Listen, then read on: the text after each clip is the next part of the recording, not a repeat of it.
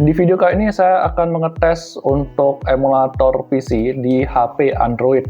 Nah, di sini saya menggunakan Poco X8 Pro ya, HP 2026, keluaran terbaru, ya 2 jutaan tutu, dan sini gamenya ori ya. Di gamenya sudah saya install, ini beberapa, nggak perlu yang berat-berat ya. Dan juga untuk tentang Mobilador ya, nah banyak yang ngomongin Mobilador, saya juga sebenarnya awalnya kurang tahu, tapi simpelnya yang saya tangkap itu Mobilador cuma menggunakan USB hub seperti ini, ya, dan juga pakai keyboard sama mouse ya, jadi cuma itu aja Mobilador. Emulator ini sudah saya tes ya, di semua game ini ya. Untuk Left 4 Dead tidak bisa, tidak kompatibel ya, dan bakal otomatis keluar. Sudah kita install juga untuk DirectX ya. Nah ini launch error, nanti bakal keluar otomatis. Nah, jadi masalah utama di emulator itu ada di compatibility ya. Nah, di sini kita akan tes di GTA San Andreas, dan ini gamenya ori ya. Gamenya ori. Nah, ini saya dapat dari Steam ya, di download. Dan untuk resolusinya di sini kita tes di 800x600. Saya juga sudah tes untuk resolusi Full HD, sama aja untuk performa FPS-nya. Dan banyak bug ya di performa Full HD. Kalau saya turunin ya di segini, terus saya naikin lagi, itu dia nggak bisa lagi, nggak tahu kenapa. Nah, dan seperti ini untuk settingannya, kalian bisa cek aja settingan untuk grafik compatibility ya, bisa lihat sendiri. Dan sudah saya install juga untuk DirectX ya, sama di 3 compiler. Kita langsung tes aja sambil ini nunggu. Jadi masa di compatibility, dan juga kalian perlu pelajari, dan gak langsung plug and play, itu sangat-sangat ribet menurut saya kalau untuk memainkan game PC di HP menggunakan ini, contohnya game hub. Jadi kalau misalnya punya kendala ya, tidak bisa memainkan gamenya, nah itu biasanya di resolusi.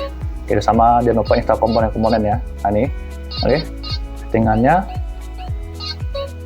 performa di 1080p sama di 800x600 ini kurang lebih sama. Nah, emulator itu seperti biasa ya, kalau emulator bebannya itu pasti sangat-sangat ke CPU, sedangkan GPU itu bakal nganggur. Dan meskipun sini saya sudah mengatur untuk GPU pass-through ya, tapi untuk frame generation saya tidak atur, karena frame gen hanya malah force plus ya, memang suka gitu force plus ya, jadi sangat-sangat tidak compatible. Dan kalau pakai frame gen itu sangat-sangat jelek ya, jadi saya nggak pakai frame gen sama sekali. Nah, kurang lebih begini untuk FPS-nya ya. Kita nanti saya akan bandingkan di komputer. Nah Force Plus ya, Force Plus ya suka begini. Ya udahlah, saya sudah coba 2 kali ya. Untuk Counter Strike di sini resolusinya kita atur 1080p ya, dan ini settingannya oke, rata kanan. Nah ini, jadi ini ori ya, saya bisa online, dan ya Force Plus lagi. Nah ini kita tes di Warcraft 3 ya, Frozen Throne. Nah, di sini settingannya 800x600 ya, dan settingan di rata kanan. Nah, kurang lebih performa seperti ini. Kita akan bandingkan sama komputer, ini 800x600 resolusinya, rata kanan, 20 fps di Warcraft 3 ya. Nah, kita akan cocokkan ya. Oke, ini nge-freeze, kelihatan ya, nggak bisa gerak sama sekali. Nge-freeze.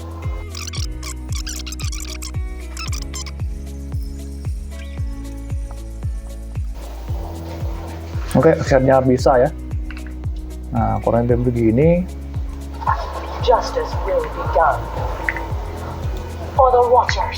Nah, ini untuk FPS-nya. Kita akan bandingkan untuk komputer ya. Ini saya sudah kebayang performanya kurang lebih setara apa ya.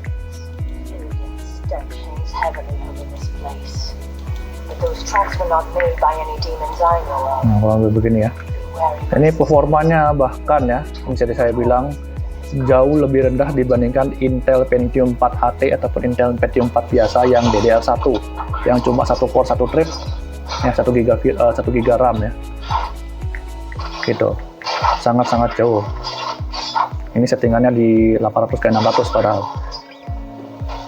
Oke, kayaknya saya nggak perlu lanjut ya ke game-game recordnya karena terlalu lag dan tidak kompatibel, jadi saya malas ya.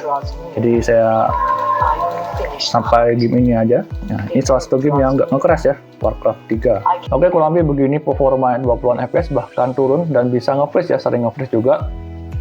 Nah, kalau kayak misalkan bilang era PC akan segera berakhir, itu saya bisa bilang sangat-sangat jauh ketinggalan. Ini Poco X8 Pro yang keluaran tahun 2026 ya.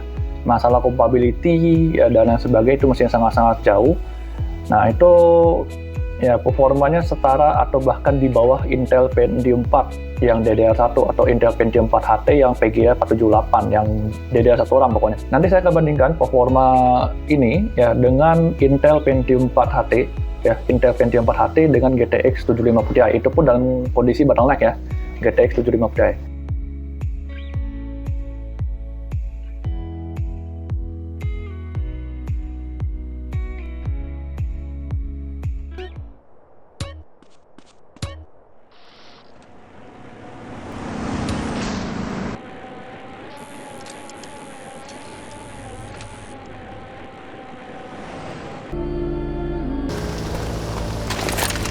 The subway can take us straight to Mercy Hospital.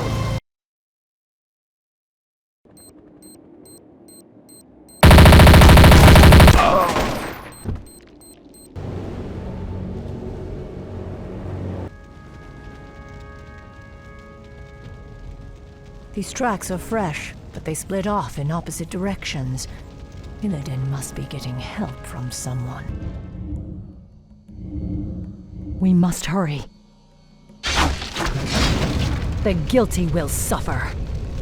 I can wait no longer. That village has been razed. The bodies have been mutilated. Do you suppose demons did this?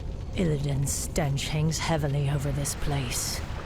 But those tracks were not made by any demons I know of. Be wary, my sisters. There's no telling what horrors Illidan has called to his side.